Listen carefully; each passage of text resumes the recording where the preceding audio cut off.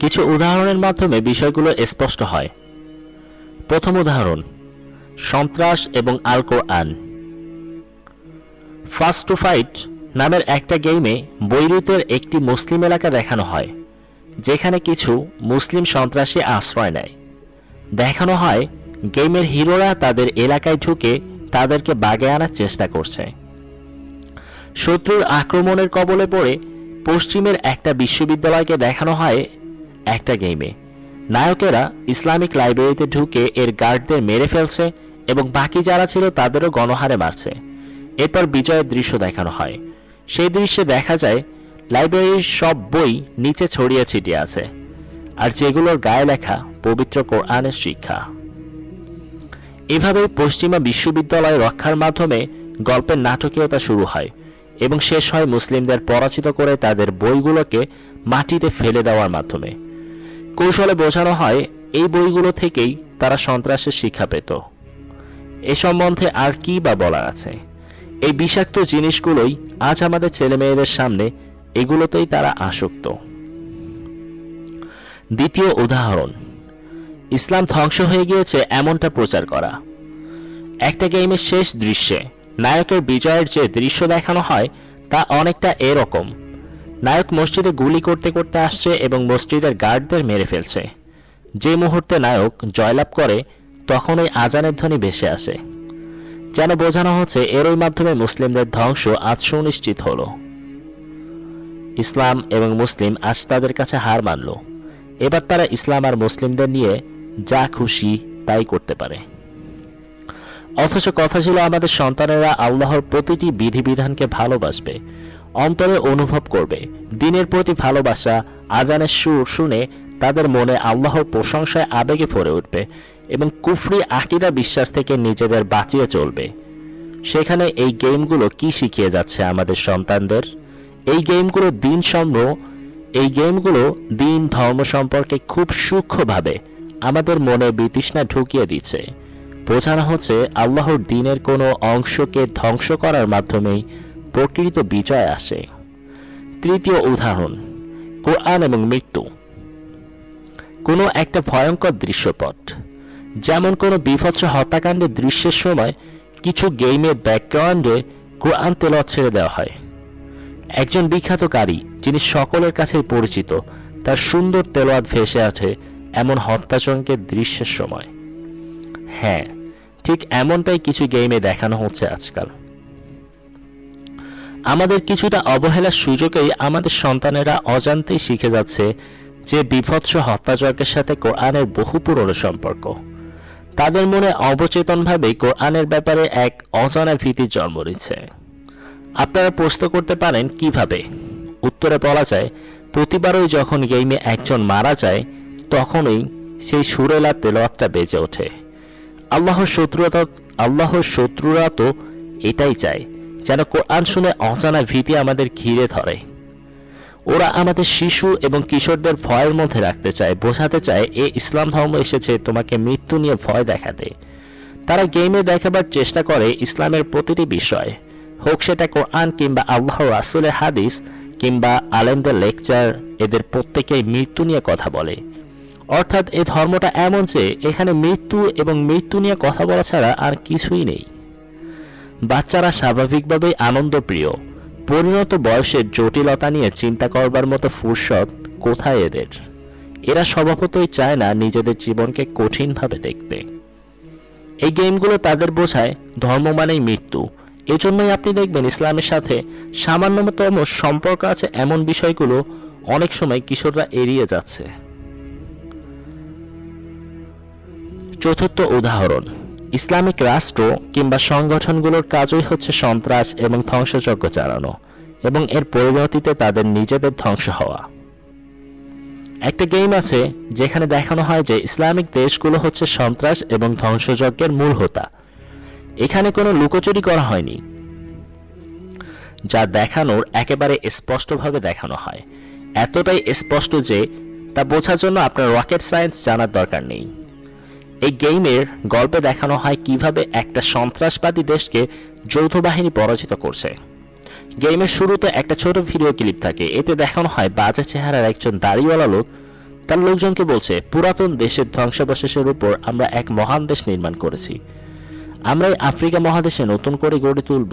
তবে এটা মাথায় রাখতে হবে, নির্মাণ শুরু হবার আগে অবশিষ্ট সবকিছু ধ্বংস করেই এগোতে হবে।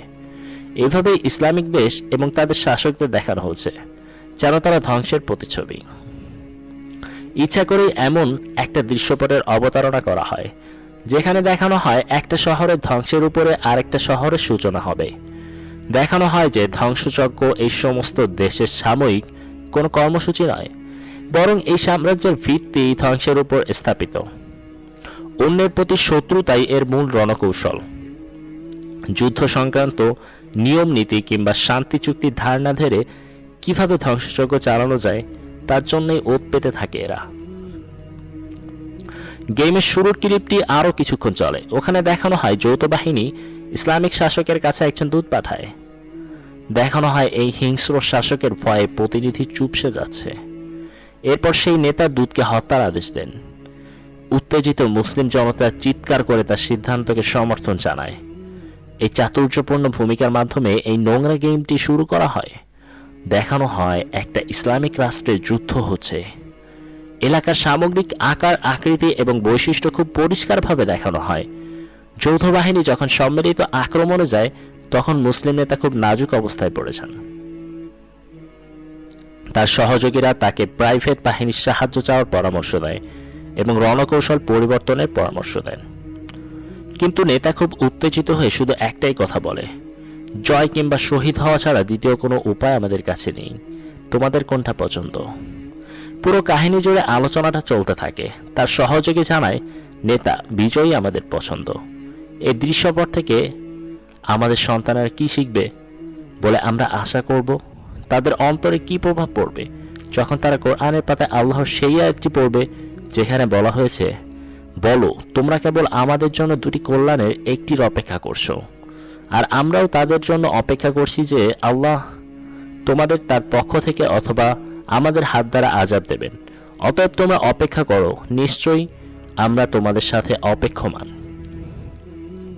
শায়েখ আব্দুর রহমান আস-সাদি এই আয়াতের ব্যাখ্যায় বলেন, আল্লাহর রাস্তায় যুদ্ধ করে শত্রুর বিরুদ্ধে জয়ী হওয়া, দুনিয়া ও আখিরাতে লাভবান হওয়া কিংবা শাহাদাত বরণ উভয়ই সৃষ্টিগুলোর মধ্যে তাকে শ্রেষ্ঠতম মর্যাদার আসনে বসিয়ে দেয়। আল্লাহর কাছেও তাদের জন্য রয়েছে উঁচু মাকাম। গেম শেষ হয় যৌথ বাহিনীর বিজয় দিয়ে। দেখানো হয় তারা সন্ত্রাসী সাম্রাজ্যকে বীরদর্পে ধ্বংস করেছে। মুসলিম বাহিনী আত্মসমর্পণ করে এবং যৌথ বাহিনী তাদের হত্যা করে, যেন একই সাথে মুসলিম বাহিনী বরণ করে নিল পরাজয়, আত্মসমর্পণ ও মৃত্যুর লাঞ্ছনা। একটা দৃশ্যে দেখানো হয় আল্লাহু আকবার বলে তাকবীর দেবার পরপরই একজন সৈন্যকে হত্যা করা হচ্ছে, যেন বোঝানো হয়, ওরে নাদান, আমাদের জিম্মায় থাকাকালীন তোর মহান আল্লাহ তোকে কোনো সাহায্য করতে পারবে না। পঞ্চম উদাহরণ, আরবরা হচ্ছে অসভ্য, মূর্খ এবং কাপুরুষ। মেটাল স্লাগ নামের এক গেমে দেখানো হয় দুজন নৌসেনাকে আরব দেশে মিশনে পাঠানো হয়। এই গেমে দেশগুলোকে খুব স্পষ্টভাবেই দেখানো হয় দুজন নৌসেনার দায়িত্ব হলো যত পারো আরবদের মারো। এই সৈনিকেরা ন্যায়ের পক্ষে আরবদের নোংরা যুদ্ধ কৌশল বিরুদ্ধে যুদ্ধ করছে এমনটাও দেখানো হয়। তারা যুদ্ধে শত্রুদের মুখোমুখি হয় না বলে দেখানো হয়। একই সাথে এটাও দেখানো হয় যে আমেরিকান সেনারা অত্যাধুনিক অস্ত্র দিয়ে খুব সহজে আরবদের কচুকাটা করছে। ষষ্ঠ উদাহরণ, মুসলিম সন্ত্রাসী। মুসলিমদের সম্বন্ধে বিষদগারের বিষয়টি শুধু সন্ত্রাসের সাথে জড়িত নির্দিষ্ট দেশের মধ্যেই সীমাবদ্ধ থাকেনি, বরং ব্যক্তিগত পর্যায়েও এটা নিয়ে যাওয়া হয়েছে। কিছু গেম কিছু বিশেষ বিশেষ চরিত্র নিয়ে এসেছে। গেমের মধ্যে এসব চরিত্রকে বিকৃতভাবে উপস্থাপন করা হচ্ছে, যেমন মুহাম্মদ ইবনু ফয়সাল আল খালিফা। ইনি একজন সৌদি শায়ক এবং রসায়নবিদ। গেমে দেখানো হয় ইনি একটা গোপন সংঘের সাথে যুক্ত যারা নিষিদ্ধ প্রাণীজ পদার্থ তৈরি করে। তারা মুহাম্মদ ইবনু ফয়সালের হোটেলে তাকে হত্যার জন্য ওত পেতে থাকে। উনি আসার পর তাকে বন্দী করে তার গার্ডদের হত্যা করা হয়। অবশেষে স্বয়ং তাকে হত্যা করা হয়। তারিক আব্দুল লতিফ, ওনাকে দেখানো হয় এমন একজন স্কলার হিসেবে যিনি লোকচক্ষুর আড়ালে কাজ করতে ভালোবাসেন। তার চিন্তাগুলো খুবই মারাত্মক। তিনি জেনেটিক কোড পরিবর্তন করে সেগুলো স্যাম্পল বিক্রির চেষ্টা করেন। এভাবে যখনই আরব কিংবা তার আশেপাশের অঞ্চলের কাউকে দেখানো হয়, যেমন আল খালিফা বা তারেক আব্দুল লতিফ, তাদের খুব নেতিবাচকভাবে উপস্থাপন করা হয়। যদি ব্যক্তিটি কোনো বিজ্ঞানী হয়ে থাকে, তাহলে দেখানো হয় যে তার বিজ্ঞান চর্চা সন্ত্রাস, ধ্বংসযজ্ঞ কিংবা আগ্রাসন পরিচালনা হাতিয়ার হিসেবে প্রতিনিয়ত কাজ করে যাচ্ছে। সমাজের এই নেতৃস্থানীয় ব্যক্তিবর্গেরই যদি এই হাল হয়, তাহলে পুরো সমাজের অবস্থা কেমন? সমাজের জ্ঞানী গুণীদেরই যদি এরকম নেতিবাচকভাবে উপস্থাপন করা হয়, তাহলে আম জনতার ব্যাপারে কেমন হবে তা বলাই বাহুল্য। যে গেমগুলো ইসলাম এবং মুসলিমদের বিকৃতি সাধনে তৎপর।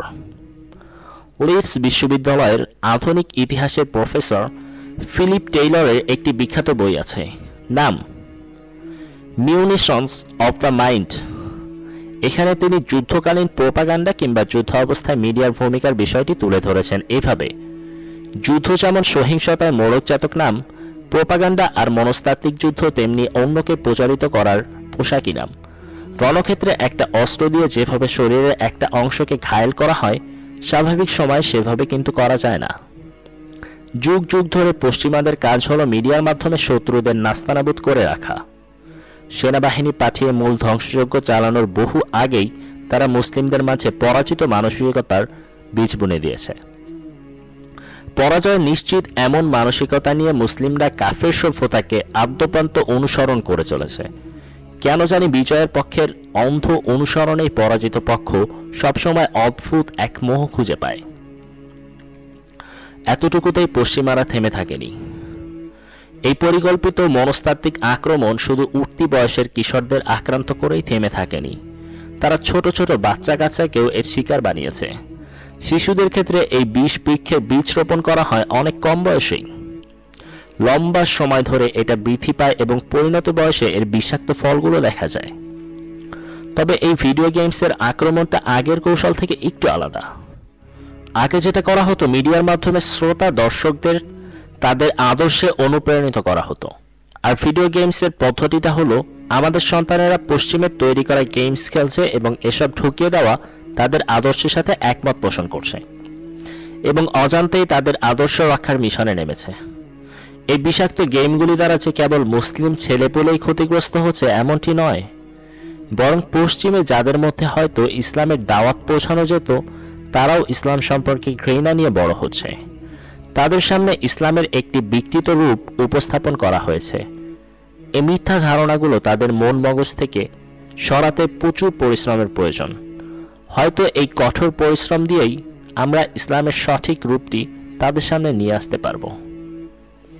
তৃতীয় সমস্যা, বাজে আচার আচরণ এবং নোংরামির প্রতি ভালোবাসা তৈরি। অনেক গেম আছে যা আমাদের তরুণ প্রজন্মের অন্তরে বাজে আচরণ এবং নোংরামির প্রতি ভালোবাসা তৈরি করে দিচ্ছে। যদিও তাদের কাহিনীতে ভিন্নতা থাকে, কিন্তু দিন শেষে সব গেমই একই ফলাফল বয়ে নিয়ে আসে। অনেক সময় এ ধরনের নোংরা আচরণের মাত্রা কম বেশি হতে পারে। হয়তো কেবল নোংরামি গেমের মৌলিক বিষয় না, অথবা এসব নোংরামি গেমের নানান ঘটনার মাঝে হঠাৎ করে উপস্থিত হয়। কিশোরদের উপর এসব গেমের প্রভাব কেউই অস্বীকার করতে পারবে না। হ্যাঁ, হতে পারে এই ক্ষেত্রে কে কতটুকু প্রভাবিত হচ্ছে তার মাত্রায় কিছুটা ভিন্নতা থাকে। এসব গেমে হত্যাযজ্ঞ, চুরি, জুয়া, নাচানাচি এবং আরও নোংরা জিনিসপত্র দেখানো হয়। যারা এসব গেম খেলে ধীরে ধীরে তাদের মনোজগতে এ ধরনের নোংরা কাজের প্রতি দুর্বলতা জন্মায়। শেষমেশ নিষিদ্ধ কাজকর্মগুলোই তাদের কাছে প্রিয় হয়ে উঠতে থাকে। এসব ক্ষতিকর চারিত্রিক দিকগুলোকে আমরা মোটা দাগে তিনটি ভাগে ভাগ করতে পারি। 1.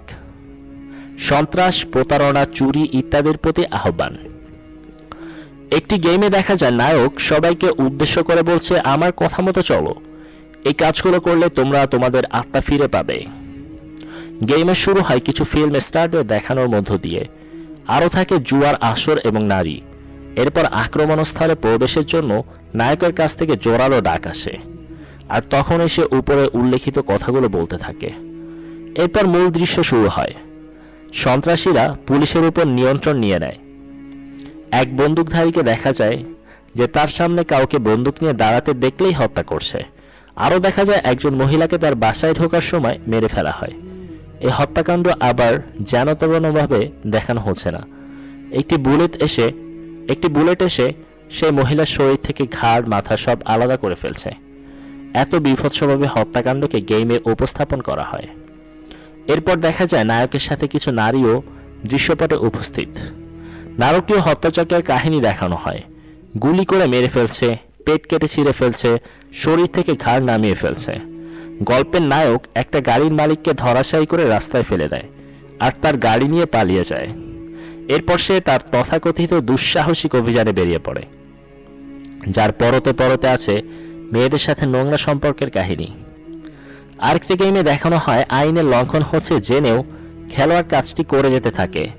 বিষয়টি তারা আইন শৃঙ্খলা রক্ষাকারী বাহিনীর কাছ থেকে গোপন করে এবং এই আইন লঙ্ঘনের ব্যাপারটা পুলিশ ধরতে পারেনি বলে তাদের নিয়ে হাসাহাসি করে। এই যেন আইন লঙ্ঘনের প্রতি সুস্পষ্ট আহ্বান। এসব দেখে দেখেই শিশু কিশোরেরা সন্ত্রাস এবং বিশৃঙ্খলার প্রতি আকৃষ্ট হয়। আরেকটা গেম তো সরাসরি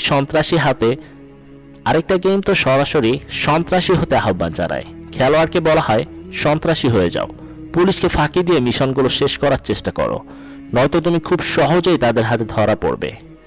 এভাবে মিথ্যা আর অপরাধের জগতে কিভাবে বিজয়ী হতে হয় সেদিকে আমাদের শিশু কিশোরদের আহ্বান করা হচ্ছে। তারা যেন জীবনের সর্বস্ব দিয়ে এই অপরাধের জগতে লিপ্ত হয়, তার রাস্তাও তৈরি করে দেওয়া হচ্ছে। এসব গেমে যখন মরে গেলেই একটা নতুন জীবন সহজেই পাওয়া যায়, তখন জীবন দিয়ে দেওয়ার চেষ্টা করতে দোষ কি? কিছু কিছু গেমে জুয়া খেলার ক্যাসিনো দেখানো হয়। দেখা যায় খেলোয়াড় লাস ভেগাসে গিয়ে বিভিন্ন জুয়ার খেলায় অংশ নেয়। গ্র্যান্ড থিফট অটো বা জিটিএ একটা গেম আছে। এই গেমটা খুব জনপ্রিয় ও প্রচলিত একটা গেম। যে বাড়িতে গেম খেলার ব্যবস্থা আছে সে বাড়িতেই যেটি আছে, অনেকটা এমন অবস্থা। এই গেমের গল্পটা এমন যে একজন চোরকে পুলিশ খুঁজে বেড়াচ্ছে।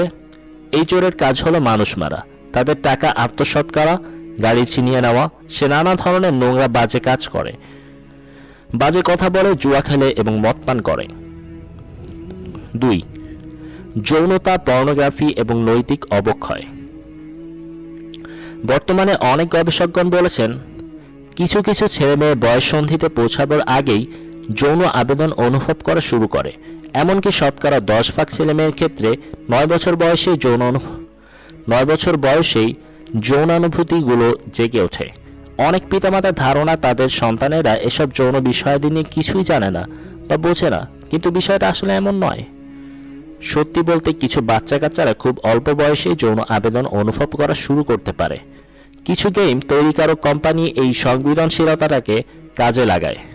তারা এমন সব গেম বানাচ্ছে যা শিশু কিশোরদের কাছে যৌনতা বা পর্নোগ্রাফিকে পরিচিত করে তুলছে। চলুন কিছু উদাহরণ দেখা যাক। এসব দেখলে সহজেই বুঝে আসবে আমাদের শিশু কিশোরদের সামনে যৌনতা কিংবা পর্নোগ্রাফি সংক্রান্ত কি কি বিষয় নিয়ে আসা হচ্ছে। কিছু কিছু গেমে খোলাখুলি নগ্নতা দেখানো হয়, তবে অধিকাংশ ক্ষেত্রেই এই নগ্ন ছবি বা চরিত্রগুলো গেমের মূল বিষয়ের সাথে মোটেই সংশ্লিষ্ট নয়, যেন কিছু নগ্নতা দেখানোই ছিল এই সমস্ত কর্মকাণ্ডের মূল উদ্দেশ্য। উদাহরণ হিসেবে রেসিং গেম কিংবা রেসলিং গেমের কথা বলা যায়। এসব গেমের শুরু বা শেষ পৌঁছাতে প্রায় অর্ধনগ্ন মেয়েদের দেখানো হয়। কিছু গেম শুরু হয় নগ্ন মেয়েদের নাচ দেখানোর মধ্য দিয়ে। গেম চলাকালীন প্রায় এসব দেখানো হয়। একটি গেমে বিজয়ের পুরস্কার হলো নারীরা একটি একটি করে তাদের গায়ের কাপড় খুলে ফেলবে। যখনই খেলোয়াড় কোনো ধাপে জয়লাভ করে তখনই নারীরা তাদের শরীরে কিছু কাপড় খুলে ফেলে এবং সর্বশেষ ধাপে জয়লাভ করলে চূড়ান্ত পুরস্কার হিসেবে দেখানো হয় সম্পূর্ণ নগ্ন দেহের নারী। কিছু কিছু গেমের সমকামিতাও প্রচার করা হয়। কিছু কিছু গেম এসব যৌন সুরসুরিমূলক কাজকর্মের জন্যই জনপ্রিয়। যারা এই গেমগুলো বানাচ্ছে তারা ইদানিং এমন সব প্রযুক্তি ব্যবহার করছে যা আগের প্রচলিত ধারার গেমগুলোতে ব্যবহার করা হতো না, যেমন প্যাশন ইন্ডেক্স কিংবা ইন্ডেক্স অফ সেন্সেশন। পর্দায় যে কর্মকাণ্ডগুলো হয় সেগুলোকে উত্তেজক কিছুতে রূপান্তরিত করে শেখানো হয় বা বাহ্যিক অঙ্গভঙ্গির দ্বারা দেখানো হয়। মাঝে মধ্যে ত্রিমাত্রিক ছবির মাধ্যমে এগুলো ফুটিয়ে তোলা হয়। এটা খুবই আশঙ্কাজনক ব্যাপার। ভার্চুয়াল জগতের যৌন উত্তেজক বিষয়গুলো ইন্টারনেটের মাধ্যমে আমাদের ঘরবাড়িতেও ঢুকে পড়েছে। ইন্টারনেটের ভালো খারাপ উভয় দিক আছে। এর নিজেরা বাছবিচারের কোনো শক্তি নেই। 7 বছর বয়সী এক সন্তানের মা বলেন, একদিন আমার বাচ্চার প্লে স্টেশনে একটা যৌন উত্তেজক দৃশ্য দেখতে পেয়ে আমি খুব ভয় পেয়ে যাই। সারাটা রাত আমি ঘুমাতে পারিনি। বারবার মনে হচ্ছিল আমি এটা কি দেখলাম। আমার খুব জানতে মন চায় কিভাবে এই গেমগুলো আমাদের বাসা বাড়িতে ঢুকলো, কিভাবে বা প্রকাশ্যে দিনে দুপুরে এসব দোকানপাটে বিক্রিও হচ্ছে। সবচেয়ে লজ্জার এবং চরম বিব্রতকর ব্যাপার হচ্ছে আমাদের ছেলেমেয়েরাই এইসব নগ্ন কিংবা অর্ধনগ্ন চরিত্রগুলোকে বাছাই করে নিচ্ছে স্বেচ্ছায়। খেয়াল করলে দেখবেন যে এই সমস্ত গেমগুলো খেলোয়াড়কে অনেকগুলো অপশন থেকে নিজের পছন্দ মতো জিনিসগুলো বাছাই করে নেবার সুযোগ দেয়। তারা তাদের পছন্দের হিরোকেও সহজে বাছাই করতে পারে। আশঙ্কার বিষয় হচ্ছে প্রচুর সংখ্যক বাচ্চা কাচ্চাই তাদের খেলার মূল চরিত্র হিসেবে এইসব অর্থনঙ্গ নারীদের বেছে নিচ্ছে।